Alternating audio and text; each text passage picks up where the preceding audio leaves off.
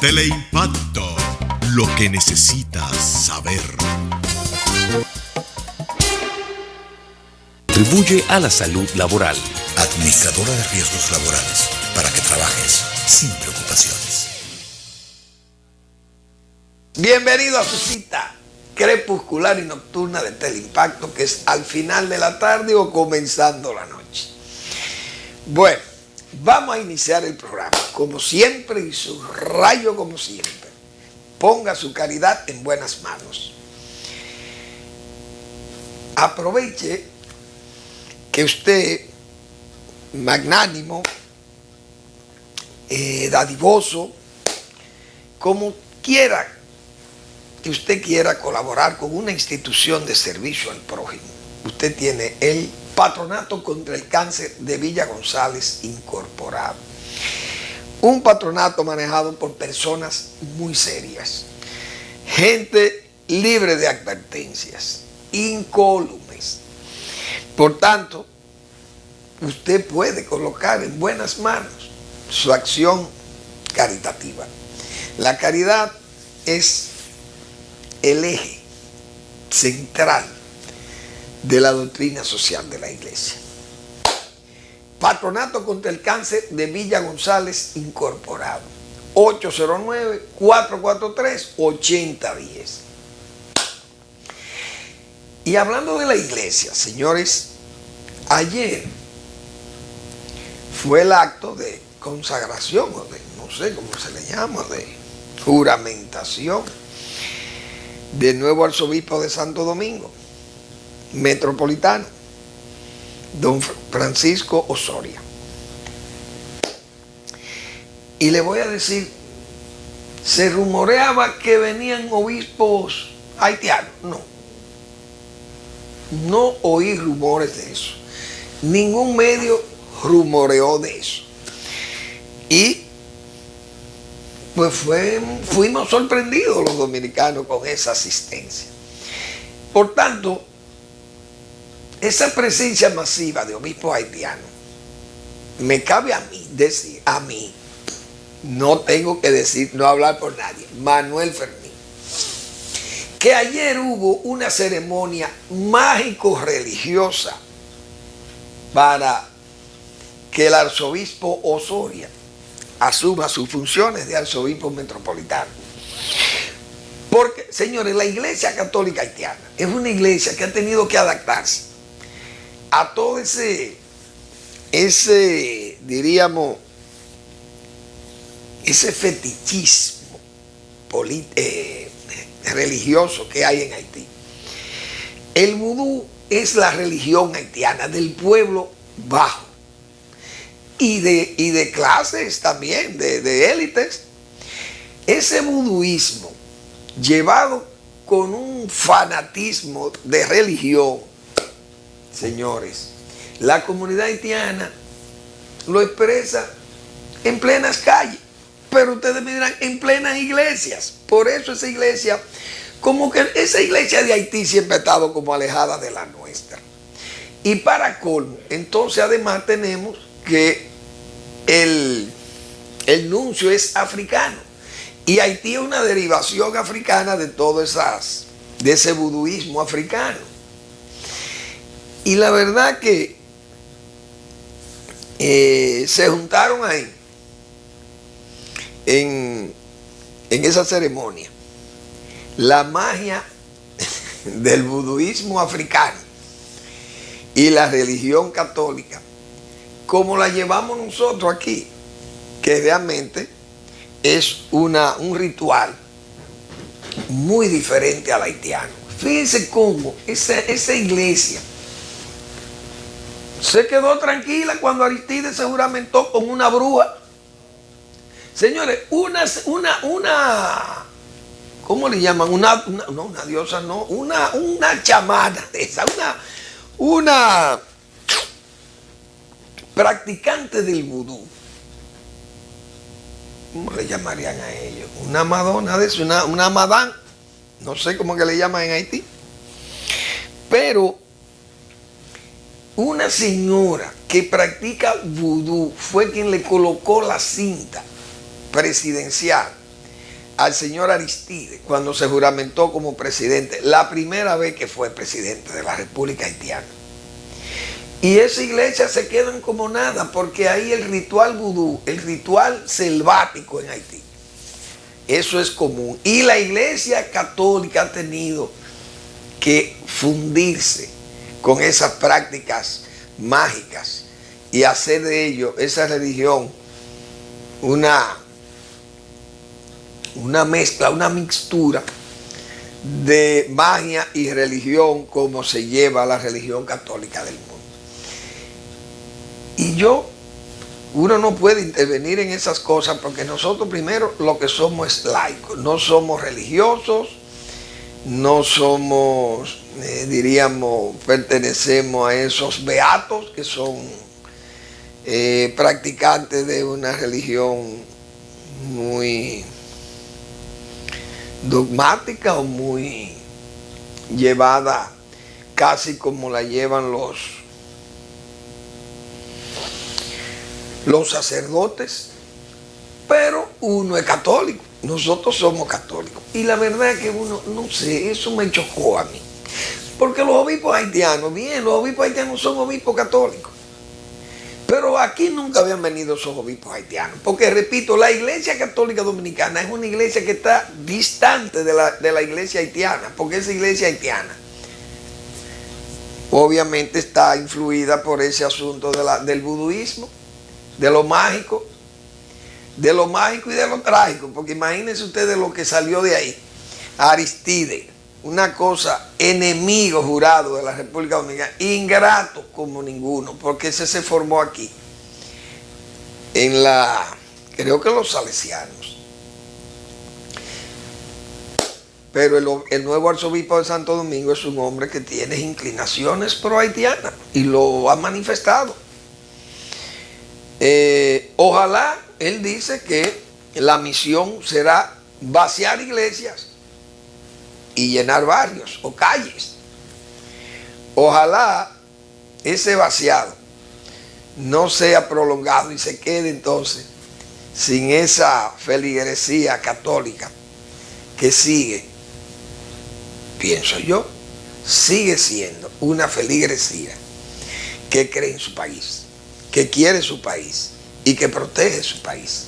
Así que vamos a ver, de todas formas, hay que saludar al señor Osorio, que yo decía el viernes que ojalá no sea familia de Antonio de Osorio, aquel famoso capitán general de la isla de la isla de Santo Domingo, que en 1605 escribe una carta a Felipe III, el rey de España, y le dice, mire, hay que recoger la costa porque los herejes europeos están intercambiando Biblias, están llevándose cueros de las pieles de animales y además están contrabandeando productos comestibles y bebidas, vinos, etc.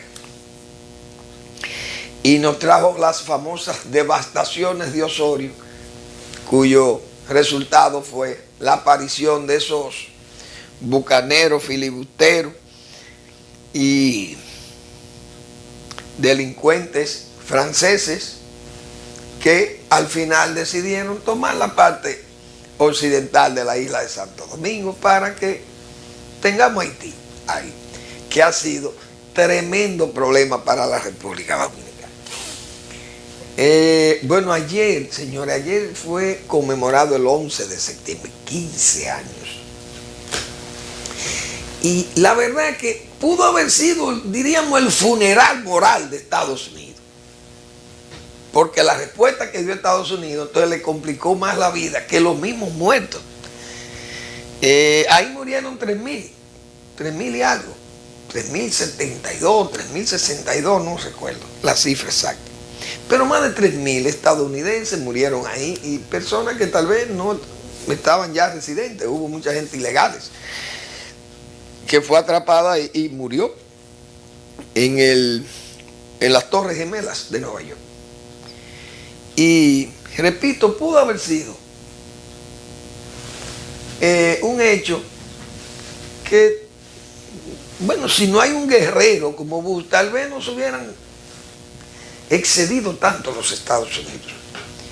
Pero la verdad que no hay país, yo creo, que resista un ataque de ese y se quede tranquilo para no hacer una respuesta contundente al enemigo. Claro, Bush, torpe, tenía que vengar eso, porque Estados Unidos, es verdad, no se podía quedar así. Ahora, tenía que hacerlo en forma inteligente y no desplegar una guerra así abierta contra el terrorismo, porque el terrorismo lamentablemente no se puede controlar, no se puede combatir en una guerra abierta, porque esa gente no da en el frente total. Pero independientemente de los errores de Bush, hay que decir lo siguiente: quienes cometieron ese acto de terrorismo la han tenido que pagar cara, porque yo le voy a decir una cosa: Estados Unidos perdió muchos soldados en Irak, miles de soldados, 6, 7 mil soldados, no sé cuántos cayeron. En Afganistán lo mismo, han tenido muchas bajas. Pero miren, esos 3.000 muertos, más los 6.000 que pudieron haber caído también en la guerra ahí, vamos a hablar de 10.000 muertos. Pero ustedes saben la cantidad de terroristas y gente participante de esas hordas de terroristas manejadas por Al Qaeda y ahora que tiene el ISIS. Ustedes saben los miles de muchachos que han caído en esta lucha.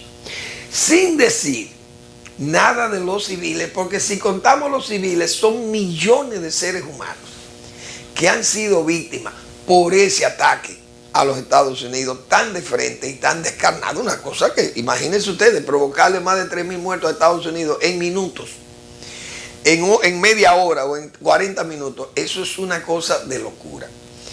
Y ese país respondió con una fuerza. Señores, hay que ver las imágenes de Tora Bora, aquellas montañas de Afganistán bombardeadas por la CIA con sus aviones, los drones, y desde luego el ejército, la marina, los marines norteamericanos. Pero esas guerras realmente han hecho de Estados Unidos una desgracia, porque Estados Unidos, su economía se ha sentido, porque los gastos que se ocasionan en una guerra, eso es cosa terrible. Eso eran cientos de miles de millones de dólares que se iban ahí.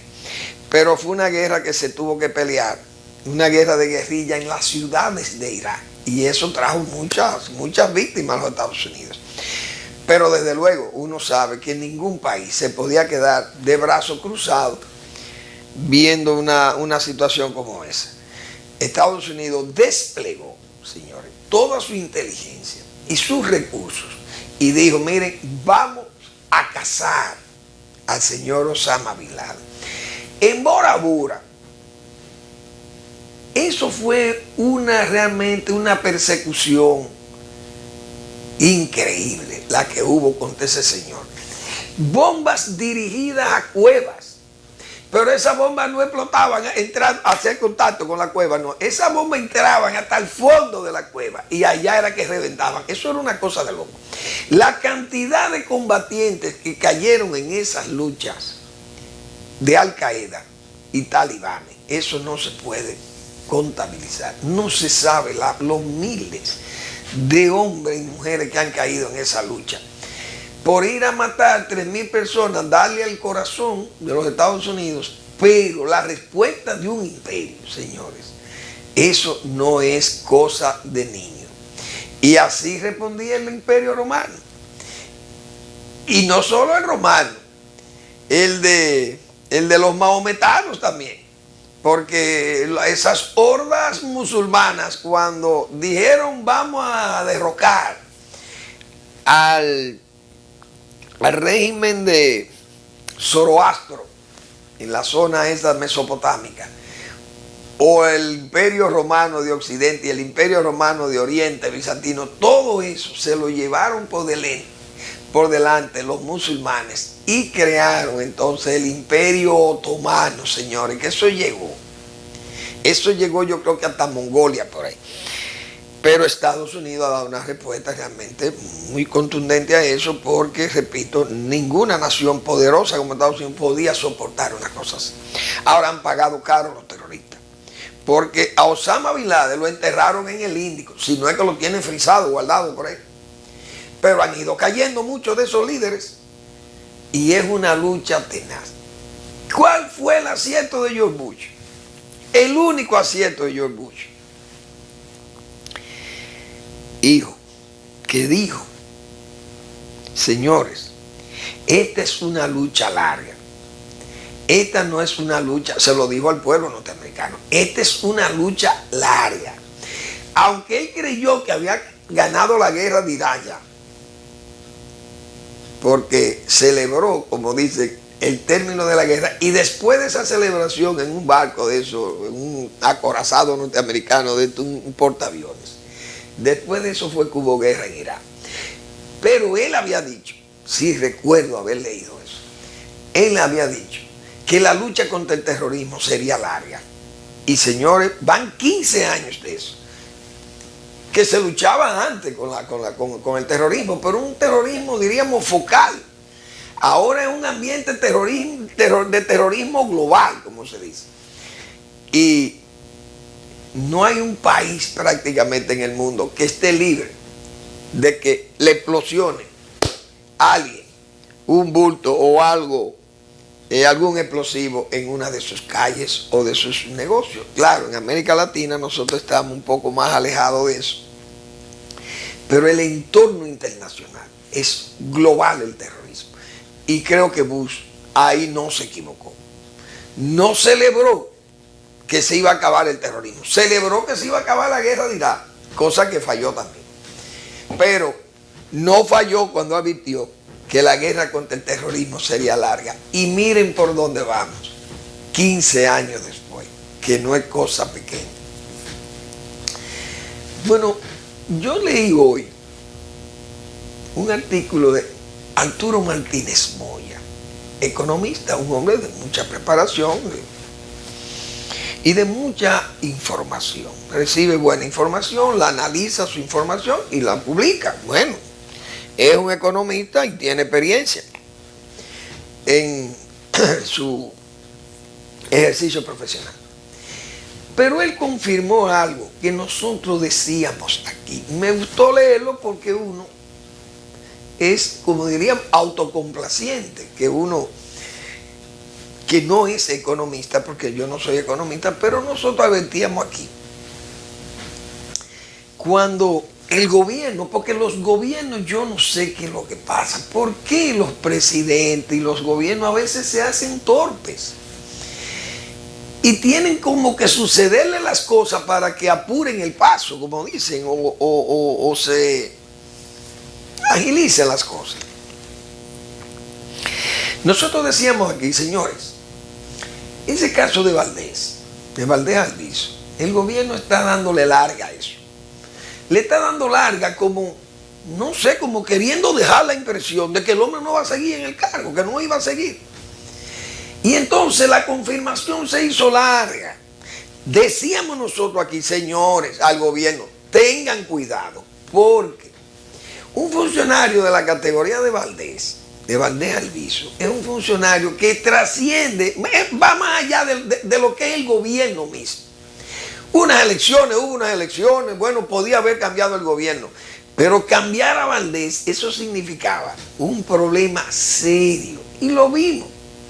Lo vimos cuando en el 2004, 2004 versus 2000. En el 2000 las cosas iban muy bien. El país tenía una economía recuperada, en expansión, el empleo recortando el desempleo, la tasa de cambio bien controlada, la deuda, incluso la deuda externa rebajada. Y había un manejo de la economía muy dinámico y un comportamiento que la economía iba creciendo a niveles muy altos, y además el país fue ganando espacio en el ambiente del crédito internacional. Valdés fue el gerente de ese esfuerzo. Viene el 2004 y el gobierno entrante desplaza a Valdés. Bien, porque esos cargos, bueno, como aquí la política tiene tanta influencia, y se simultanea también tanto política y negocios, bueno, pues hay que quitar a ese señor de ahí, quiten a Valdés porque nadie es imprescindible. ¿Qué pasó en el país? Hipólito Mejía puso la economía en manos de dos ignorantes en materia, diríamos, de alta economía. Son de que economistas, pero usted puede ser economista, pero si usted no ha ejercido el trabajo de economía, usted puede ser un teórico más, o un ensayo puede resultar. Y vino con dos gobernadores del Banco Central. Realmente que daba pena. La economía comenzó un descenso y terminamos, señores, en una sala de cuidados intensivos, económicamente hablando. Ya no estaba Valdés. Cuando se pierde la elección en el 2004 para el PRD o el PPH, el solo anuncio en el periodo de transición de que Valdés Alviso podía regresar al Banco Central, y además ya el gobierno mismo de Leonel Fernández, que vendía con nuevos bríos, con nuevas energías, ahí mismo comenzó a cambiar la situación económica del país. La tasa de cambio se bajó, los agentes económicos se activaron, la inversión extranjera loca por entrar, los bonos bajaron, los precios de los bonos por intereses altísimos en el gobierno de Hipólito Mejía. Bueno, dos fallos de acuerdo con el Fondo Monetario Internacional, dos default, como se le llamó, no se le llama. El país era un caos. El petróleo a $34 el barril. Oigan eso, pero el dólar andaba a 60 por uno. Y no había dólar tampoco, porque ese era otro problema. En resumen, llega el 2004, llega Valdés, se recupera aquello, la economía entra como si fuera en una etapa, diríamos, de que un milagro. Vino, parece como que era un milagro, pero nada, el milagro no era milagrero el esfuerzo, sino un esfuerzo técnico, pragmático, que abrió las puertas y se negoció deuda y bueno, y el país mejoró y hoy tiene la dirección desde el 2004, tiene la dirección del señor Valdés al frente de esa institución. Muy lógico que esa estabilidad se mantenga a medida que la persona esté ahí, no necesariamente porque usted no es imprescindible, ¿verdad?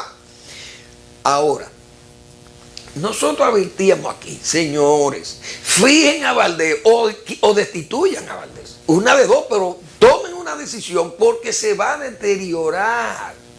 Podría deteriorarse el clima económico, el ambiente económico, los agentes se resisten. La tasa de cambio, cuidado, que esas cosas son muy delicadas. Nada. Y del gobierno no respondían nada. Pasaron como 15 o 20 días, yo no sé, pero más de 15 días pasaron para que el gobierno se diera cuenta de que había que tomar una decisión. No era que lo nombrara, sino que tomar una decisión. Tomaron la decisión, volvió Valdés. Pero ya parece que el daño estaba hecho. ¿Y por qué yo digo eso? Aunque ya, claro, se ha estabilizado la situación, diríamos, de burbuja, como acostumbra el Banco Central a señalar lo que estaba pasando. Yo hoy leí al señor Arturo Martínez Moya, que repito, era un economista que escribe todos los lunes aquí en el periódico Hoy, y uno tiene que hacer lectura obligada, porque aunque uno no esté de acuerdo ideológicamente o políticamente con una persona, pero hay que leer a todos. Hay que leerlo a todos y leerlo haciendo lecturas razonadas. ¿Y qué dice él aquí? Dice, pero como la tasa teórica, hablando sobre la tasa de cambio teórica y la tasa de cambio observada. Decía él, pero como la tasa teórica ha estado por debajo de la observada, por lo menos desde enero a la semana pasada, el cuadro estadístico nos dice que si hubo escasez, lista de espera, o que sí hubo escasez, aunque no acentuaron el sí. Lista de espera, topes de ventas y acaparamientos, no fue debido a la política monetaria, tampoco por un problema estructural del mercado, que fue un brote especulativo causado por un aceleramiento de las compras durante el tiempo de espera para ratificar en sus puestos a las autoridades monetarias. Señores, esta es una persona que se ha dedicado vivió prácticamente en el Banco Central y tiene la experiencia. Fíjense cómo él refiere aquí, en este artículo del periódico de hoy, cómo refiere precisamente esa incertidumbre que se crea. Bueno, van a nombrar o lo van a destituir. Por eso nosotros decíamos, señores, aceleren eso, pero no era por un interés, diríamos, mercadológico nuestro, de que tenemos un anuncio del Banco Central, nada de esas cosas, porque uno no puede pensar en función de nimiedades. Pero decía uno, dependemos de importar combustibles, alimentos y de la tasa de interés denominados en dólares. 2, aceptar que la dilación tuvo un costo. Las divisas que se vendan, porque como decía Milton Friedman, there is no such thing as free lunch. Bueno, esto habría que traducirlo. Como que no están las cosas, no sé, porque esto es como una expresión idiomática. No están las cosas, o no son tales las cosas como la libertad de lonchar, algo así, no entiendo bien. Puede ser una expresión idiomática. Pero sí hay que destacar que el señor Martínez Moya, señores, concluye con lo mismo que nosotros decíamos en esa oportunidad, que eso había que acelerarlo porque creaba un ambiente precisamente de incertidumbre y de desconfianza, o la gente compraba, bueno, ¿qué puede pasar? ¿Van a quitar a Valdés? Bueno, miren lo que dice él.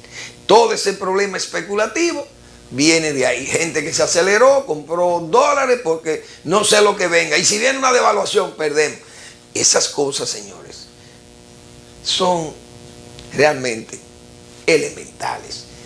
Pero los gobiernos son muchas veces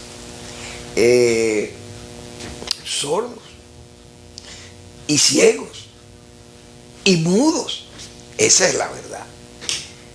Un ejemplo de ello es el siguiente. De esa,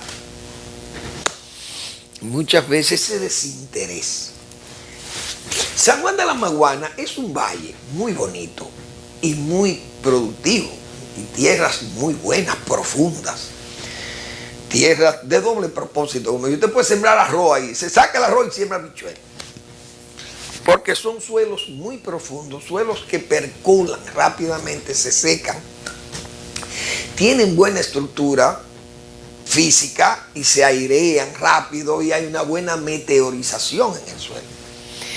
Por tanto, es un valle muy a tomarlo en cuenta, porque es un valle también que está bien aislado en una altura por encima, quizá debe llegar cerca de los 1000 metros sobre el nivel del mar, quizás no llegue en el valle ahí, pero hay zonas que puede llegar. Tiene una infraestructura de agua para mejorar la producción sobre la base de un uso más racional del agua de San Juan de la Maguana.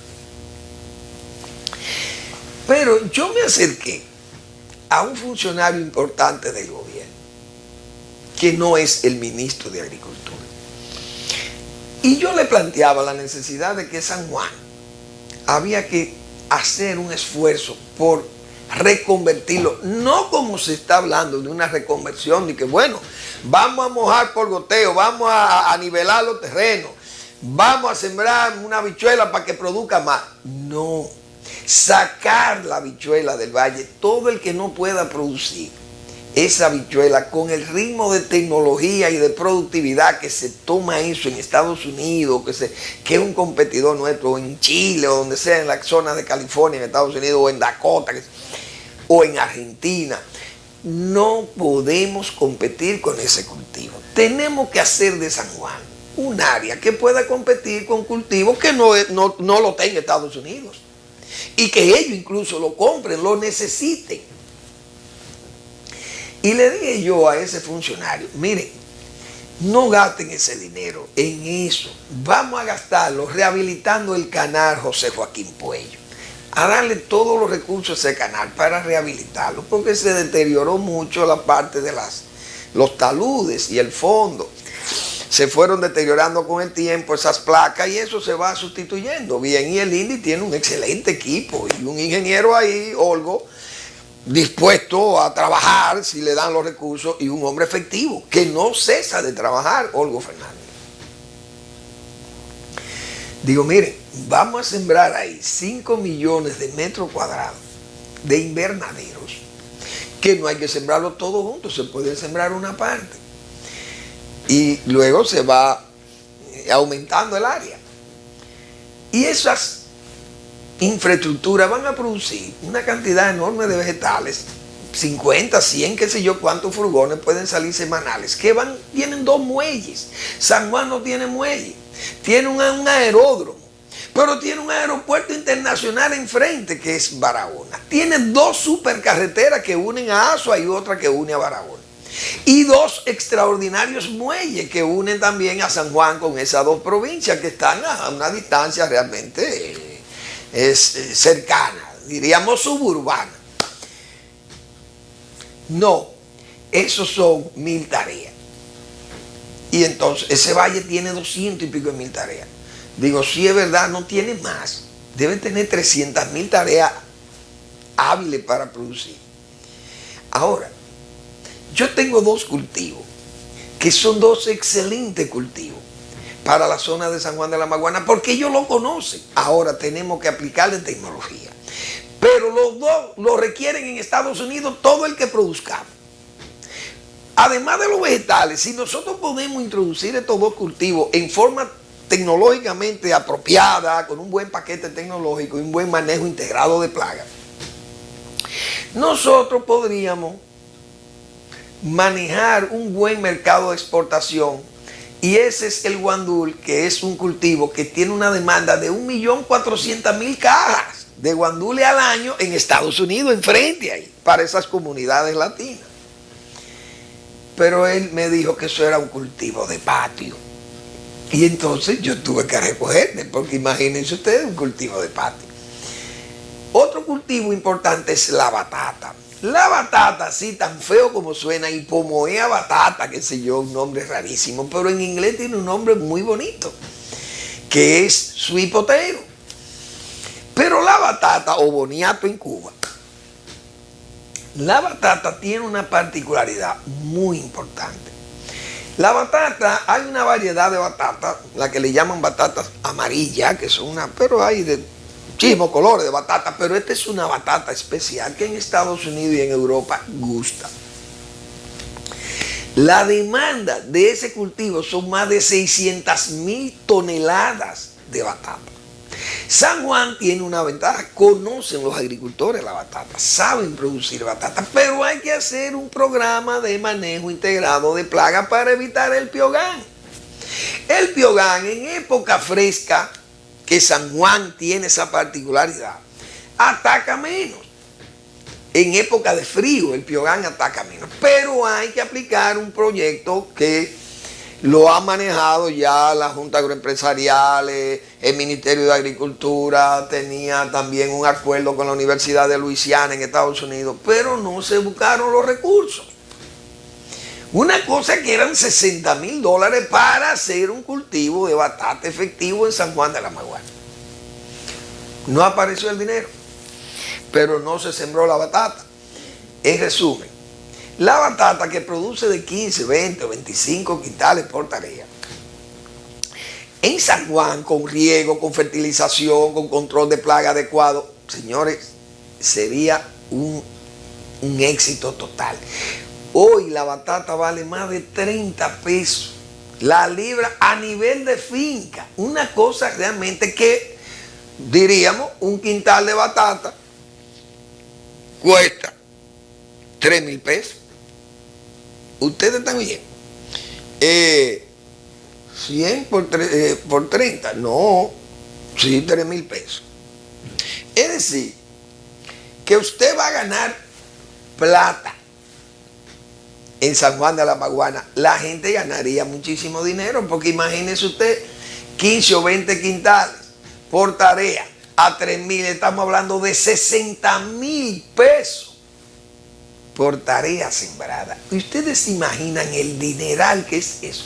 Con un país como Estados Unidos que la compra toda, que tenemos carreteras, muelles, aeropuertos, todo lo que querramos para exportar, lo tendría San Juan disponible.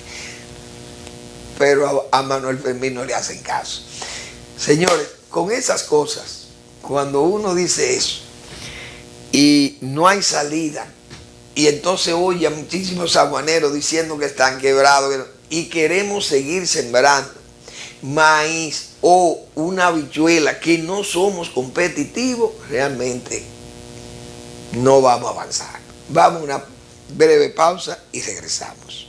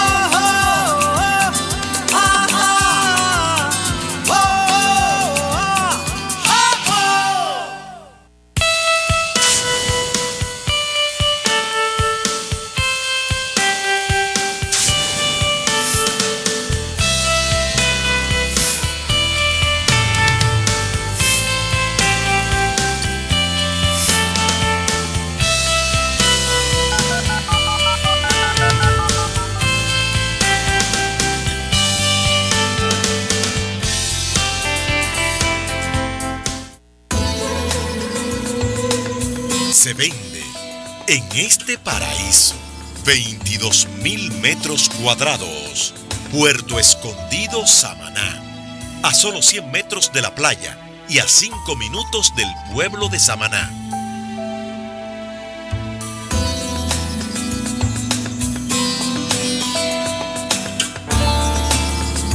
Propio para proyectos de villas o apartamentos.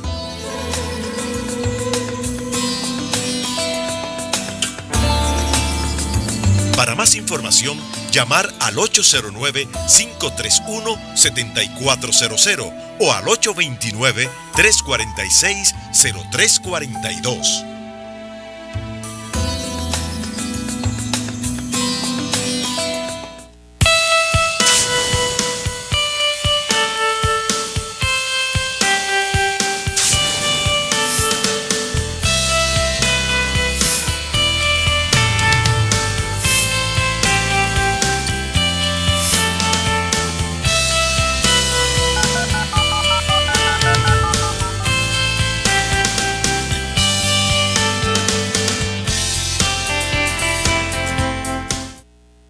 Tomando en cuenta las medidas de seguridad en tu trabajo, Evitas accidentes laborales y podrás regresar sano a tu hogar y a los tuyos. Adopta las posturas para el manejo de cargas.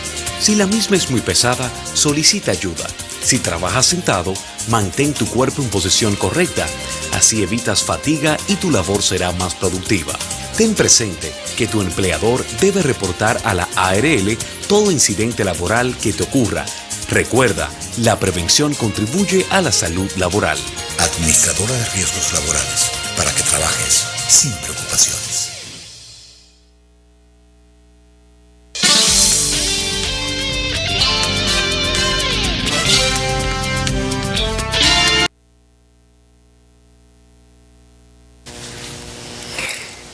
Señores, independientemente de las lógicas discrepancias, vamos a llamarle así, ideológicas o políticas, pero realmente ha habido diríamos, como un desistimiento, vamos a llamarle así, de protestar en el país. Aquí, por ejemplo, en el caso de esto de las visas, de la supresión de visas norteamericanas. Bueno, Estados Unidos, ¿verdad?, tiene todo el derecho de quitarle la visa a quien ellos entiendan que no le conviene que vaya a su país. Eso también, eso es entendible. Y eso, yo no critico al embajador por eso, a Bruce, porque nadie lo puede criticar por eso, y esa es una opinión que todo el mundo la ha externado y sabe que la hace consciente de que eso es así. Jurídicamente es así, Estados Unidos no tiene que dar explicaciones de eso. Ahora, ese caso específico, no solo por Roberto, no. A mí lo que me hace es, voces que uno ha oído aquí que salen de... Yo decía el viernes, señores, yo vi un comandante de la guerra de abril. El viernes yo vi un comandante de la guerra de abril, óigase bien, un hombre revolucionario toda su vida, pero ya yo le pongo comillas a esos revolucionarios, porque es que son unos farsantes. Ese señor alegrarse, aplaudir que Estados Unidos le aplicara esa sanción o esa acción sancionadora al señor Roberto Rosario, porque ese señor es un malvado. Ese señor nos robó las elecciones. Primera vez, oigan, señores, en la República Dominicana no ha habido unas elecciones que no haya un cuestionamiento de fraude. Que me citen una que no haya un cuestionamiento de fraude. Pero nunca se había dicho que el fraude lo provocó una persona, presidente en ese caso de la Junta Central Electoral. Aquí estuvo presidiendo esa junta el señor Lizardo, el doctor Lizardo, no me acuerdo cuál era el otro apellido de él. Y creo que fue en las elecciones, no sé si fue en las elecciones del 94, no recuerdo. Pero aquí también en las del 90, creo que en las del 90 estaba don Froilán Tavares, creo que era el presidente de esa junta.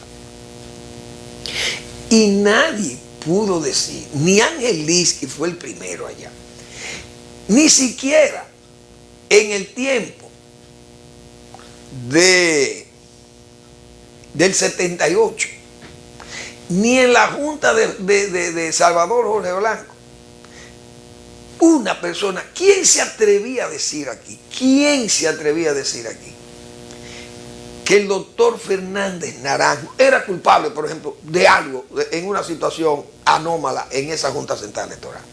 Nadie se atrevía. Incluso en el caso más visible, podríamos decir, de injerencia de un presidente de la Junta Central Electoral que fuera realmente cuestionado él personalmente, fue el caso de Morel Cerda, porque el doctor Morel Cerda, no por el caso, o sea, guardó aquel resultado que no buscaron por todos los medios buscando ese punto para Hipólito Mejía y no lo encontraban. Y luego, en las elecciones de Santiago, señores, en la anterior, las elecciones de Santiago, Aquello fue una cosa realmente escandalosa, que hasta la Iglesia Católica de Santiago protestó por el asunto aquel del palito, que se atribuyó, prácticamente se atribuyó a una decisión de ese señor de Moretzel. Eso fue así, Santiago. El caso de Domínguez Brito, que le quitaron la senaduría, decía. Bueno, eso fue un caso visiblemente muy influenciado por ese presidente de la Junta Central Electoral. Pero aquí nadie en los peores momentos, yo ni siquiera aquella de Suberví en el 78, se podía decir que uno específicamente fue culpable de eso. Se creó un ambiente de fraude, o se creaban los ambientes de fraude. Bueno, en los gobiernos de Lili veníamos haciendo esos fraudes. Pero bien, en este caso parece que Roberto Rosario rompió el récord. Digo yo, rompió el récord porque el único que a la persona se le atribuye a él exclusivamente todo el fraude montado, se le atribuye a una sola persona. Y yo creo que eso es, humanamente es imposible hacer eso. Humanamente es imposible. ¿Por qué? Porque ese señor no puede tener un control absoluto de todos los presidentes de las juntas municipales del país. Es imposible. Porque ¿cómo van a arigonear a ese señor de Santiago? Porque ese señor de Santiago dijo, no, aquí las elecciones fueron bien. Y aquí no hubo problema. Entonces, si en Santiago, que es la segunda ciudad, no hubo problema, ¿cómo es posible que la dirigiera este señor? Pero bien, se creó ese ambiente, como decía yo el viernes. Aquí se creó un ambiente de que hubo un fraude colosal en el 94 y se creyó. Se lo creyeron en el extranjero. Estados Unidos estaba fiel, claro, no, eso fue un robo. Y yo he venido a leer aquí trabajos que han hecho, por ejemplo, el mejor historiador de este país, que es Fran Moyapón, y habló de ese fraude colosal. Oigan bien, un historiador que cuando ponga su pluma ahí, se queda escrita la historia de la República Dominicana por ese señor, cuestionando, bueno, el fraude colosal. Cientos de miles de gente que Balaguer metió ahí para robarse las elecciones. Pero obviaron lo que yo mostré aquí el viernes. El trabajo de Galo, donde decía que hubo un empate técnico y que Balaguer superaba a Peña Gómez con un punto. ¿Cómo iba a haber un fraude colosal? Pero se armó ese ambiente para que se creyera eso. ¿Y qué trajo eso? Un derrocamiento constitucional contra Balaguer y un estupro a la Constitución de la República, como muy bien le llamó el doctor Marino Vinicio Castillo. Pues así pasaron las cosas. Pues ahora se armó lo mismo, pero vamos a armarle un fraude colosal armado por este señor. O mejor dicho, no armado, sino él lo ejecutó.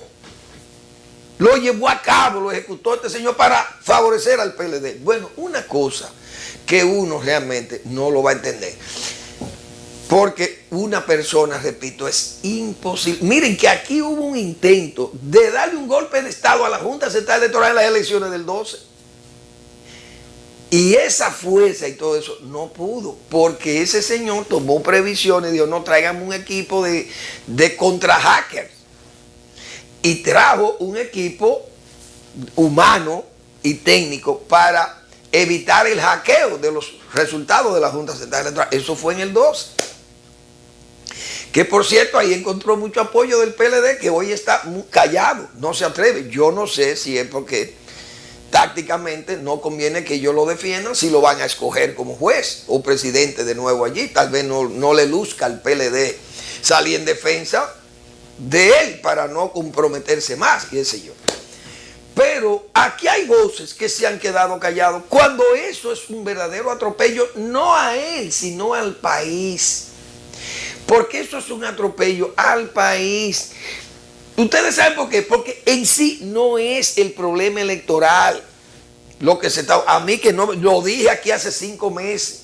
Dije, el problema ahí es porque hay un problema, repito, con los haitianos que no son dominicanos, que son hijos de haitianos ilegales, que constitucionalmente son haitianos, no apátridas como ha querido Estados Unidos hacer ver.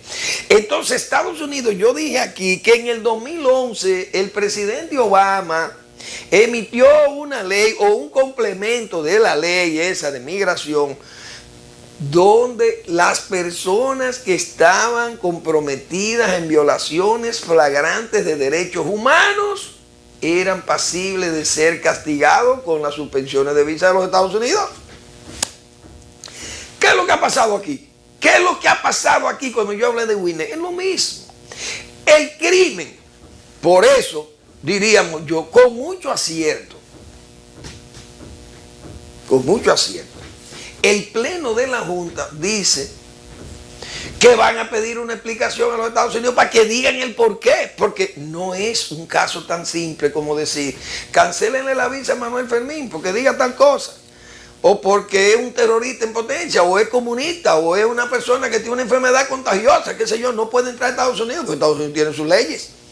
Es un lavador de activos, un corrupto en el gobierno. Bueno, aquí hemos aplaudido cuando le han quitado la visa a políticos corruptos y militares. Señores, han salido a protestarle a los americanos aquí, protestando, independientemente de esas consideraciones ideológicas y políticas con la gente. Porque eso era una agresión de Estados Unidos contra un funcionario de ese nivel del gobierno de fulano, en el gobierno de Hipólito Mejía hubo, y en el de Leonel Fernández hubo supresiones de visas, cancelaciones de visas, y bueno, se le decía muchísimas cosas a los americanos, ahora no.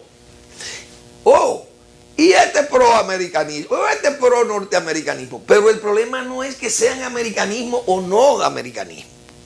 El problema es que estamos hablando de fusionismo. Es que el problema que Estados Unidos ve como grave es un problema que es grave para nosotros, no para ellos, porque ellos lo que quieren es solucionarle un problema a su geopolítica o a su frontera sur con ese problema de Haití, que el día que Haití diga que se va a lanzar al mar tipo el Mediterráneo, como está pasando en el Mediterráneo griego y turco, Estados Unidos se va a ver con el gran problema de tener que admitir o devolver cientos de miles de haitianos muertos de hambre que van a querer cruzar a su territorio. Y eso no lo quiere ningún país del mundo. Y Estados Unidos menos. Pero Estados Unidos necesita resolver un problema diciendo que nosotros somos los que estamos creando ese problema. Y entonces nos descalifican en el mundo y nos ponen que nosotros tenemos 300,000 aquí, dominicanos de origen haitiano, que nacieron aquí, que se criaron aquí, que hablan español, que no hablan patuá y que tienen que ser tipo la de Guis. ¿Y qué hizo Estados Unidos? Señores, le dio una visa a esa señora en un papel de periódico, en un papel de cuaderno, le dio una visa, le estampó una visa para que se dijera en el mundo que nosotros somos tan malos que le prohibimos darle una libreta de dominicana a la señora de Guis. Entonces, yo creo que aquí hay mucha gente perdida con un palo del bosque. Se ha perdido las voces más altas del nacionalismo, inclusive, están calladas. Pero yo creo que esto no es problema de Roberto Rosario. El problema es de que ¿qué queremos? Que hayan 500, 600,000 haitianos registrados, que no lo evite un funcionario que le mandatan la sentencia del Tribunal Constitucional, porque hasta el Tribunal Constitucional a los 16 jueces habría que suspenderle la visa también, porque ellos fue lo que metieron a la Junta Central Electoral en ese lío. O en ese lío, no, en esa responsabilidad que es la de cuidar el país. Pero parece que eso es malo. La verdad que yo creo que tenemos que revisarnos. Vamos a ver. Porque yo pienso que Estados Unidos tendrá que dar esa explicación y lo va a tener que decir. Estados Unidos va a tener que decir, sí, nosotros le quitamos la visa, señor Roberto Rosario, porque ese señor sacó 300,000 de un padrón que tenía, pero Juan Bolívar Díaz lo dijo, lo pidió. Nos sacaron 300,000 haitianos que son dominicanos y son más, son 500,000 o más, que son dominicanos, porque la Constitución de la República Dominicana eso no sirve. La que vale es la de nosotros, que dice que el jus soli no tiene restricciones. Bueno, pues Roberto Rosario se ha cargado el San Benito de ser el traidor a la causa norteamericana y traidor a la causa nacional, porque él ha puesto al país en las 4 esquinas del mundo como un país de esclavista y un país que genera patria. Así de tonto, así lo quiere Estados Unidos. Pero esa es la respuesta que va a venir. Vamos a seguir porque el tema será interesante.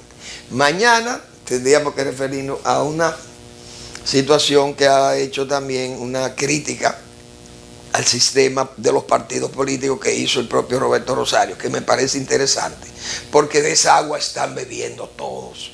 El agua del dinero ilícito que viene a las campañas políticas, que no es de ahora, porque si aquí hay un señor que ha advertido eso, se llama Marino Vinicio Castillo y Rodríguez, que tiene décadas advirtiendo de esas irregularidades o de esas, diríamos, de esas maldades contra la República Dominicana. Y no le han querido hacer caso porque no le interesa, y a la sociedad civil y empresarios menos, porque también beben de esa agua sucia. Gracias por preferirlo y nos vemos mañana en otra entrega de Al Final de la Tarde o Comenzando la Noche.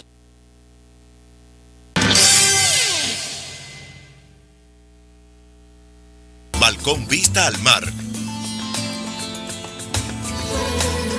Área común, área de piscina,